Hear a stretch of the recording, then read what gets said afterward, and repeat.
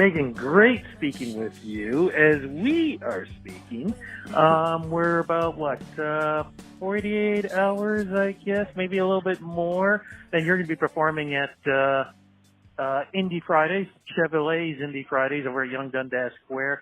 How does it feel, though, you're going to be part of something that really is becoming something really huge for Toronto, something that represents great music in Toronto, and if anything, it's free great music that you're going to be part of?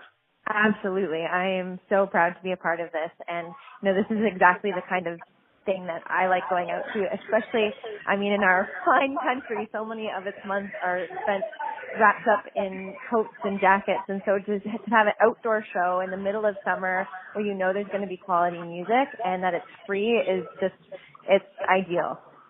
Well, you just said the right word, quality, because you belong there, and I would even use stronger words, great music too. I love the stuff that you're doing.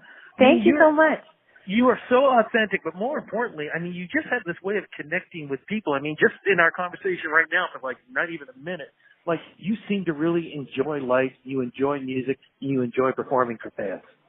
I do, and it's funny, in anything that we pursue, but the longer I'm in music and as I get a little bit older, I feel so much more, I think because you gain confidence as you go along, that you are able to start having fun and sort of loosening enough to let go and be a bit less precious and take more chances. And so I really feel like with this album, Separate Rooms especially, it's the most fun I've had because I feel more free with it and more confident in what I'm doing.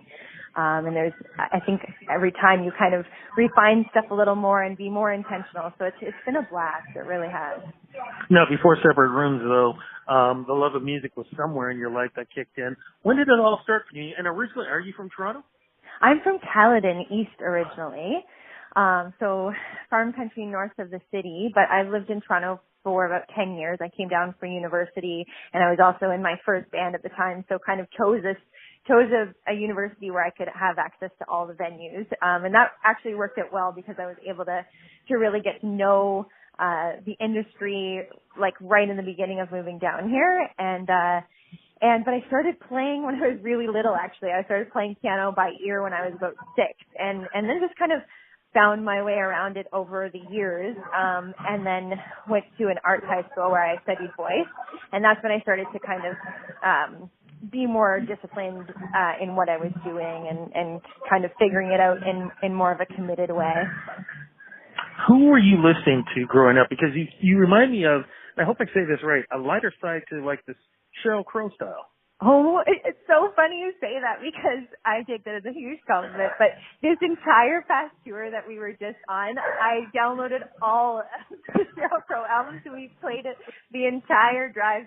We all became pretty obsessed in a newfound way with her because I loved her growing up, and I loved all of those really strong, I think, female artists that were big in the 90s and early O's. And to this day, it's kind of my favorite thing. But Alanis Morissette, Fiona Apple, Cheryl, a lot of the women that really just were outspoken and refused to kind of say a gentler version of what it was whatever message they were getting out there. I just loved that kind of the tenacity in that. Oh my God, I'm so glad we connected on that because I was actually going to say to you, I feel like you were born in the wrong era. You should have been putting this music out in the 90s because you would have been right there with the rest of them.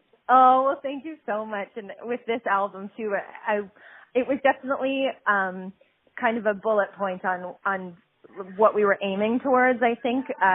I wanted that 90s feel because I love it so much. And so I think, there's moments of that or threads of that throughout the album. So I'm so glad that you picked up on that. Thank you.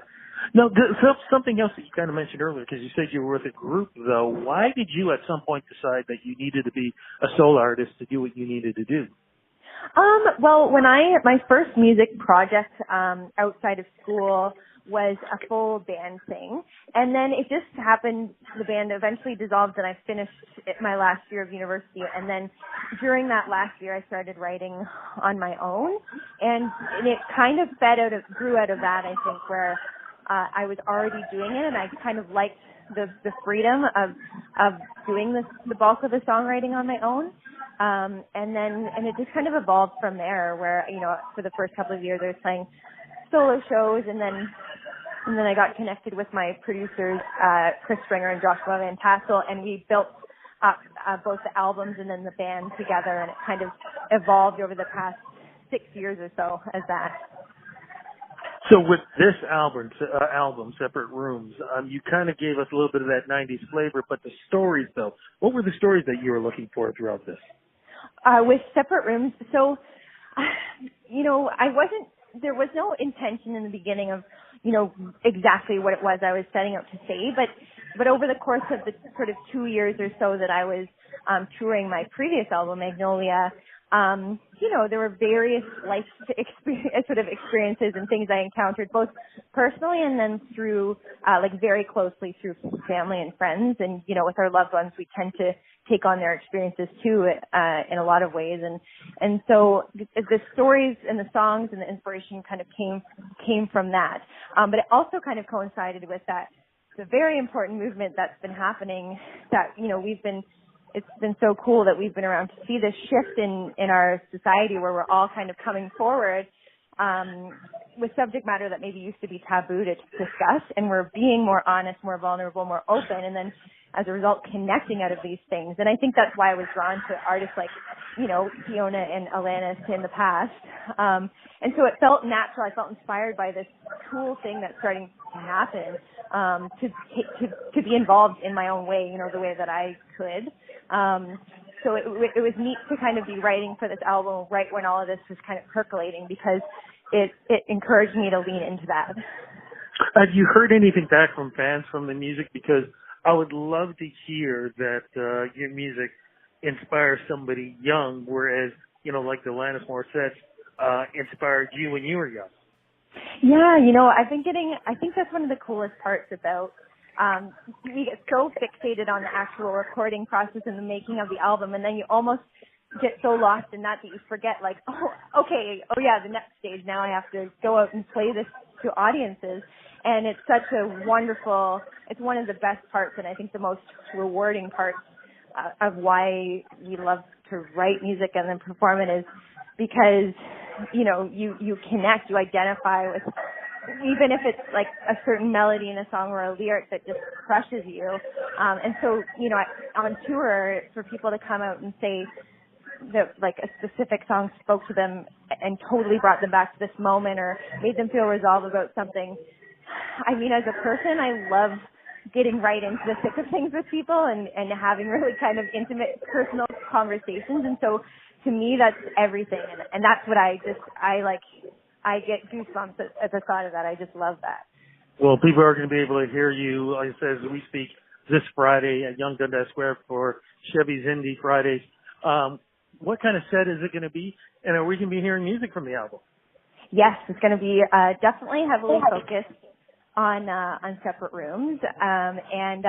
We're going to keep it pretty upbeat and sunny. There will be some quieter tunes, but given that it's an outdoor summer evening, we're going to keep it groovy, and the whole band will be there, and it's going to be fun. I'm looking forward to it. Other than performing there, I have to assume the rest of the summer you got other shows? I'll be touring come September with Great Lakes Swimmers. We're going out west, and then I'll be playing in Seymour August 26th as well for the Copper Kettle Festival. Okay, now to know everything that's going on, especially if there's other new music or whatever else, social media is the place to go. Where do we go to follow you? Absolutely. So my Instagram is @MeganBonnell. My Facebook fan page is, you'll find down there, it's Megan Bonnell Music. Twitter is @TheMeganBonnell. And my website is meganbonnellmusic.com, and everything's listed there. I'm going to look so forward to not just hearing your music, but I get to introduce you to, because of course I'm the MC and host. So this is just going to be a blast. Thank you so much for doing the interview. Thank you for the music. But more importantly, thank you for doing Yonge Dundas Square. This is going to be a blast. Thanks again. Thank you for having me. We'll see you soon. You got it. Take care. Bye-bye. Bye.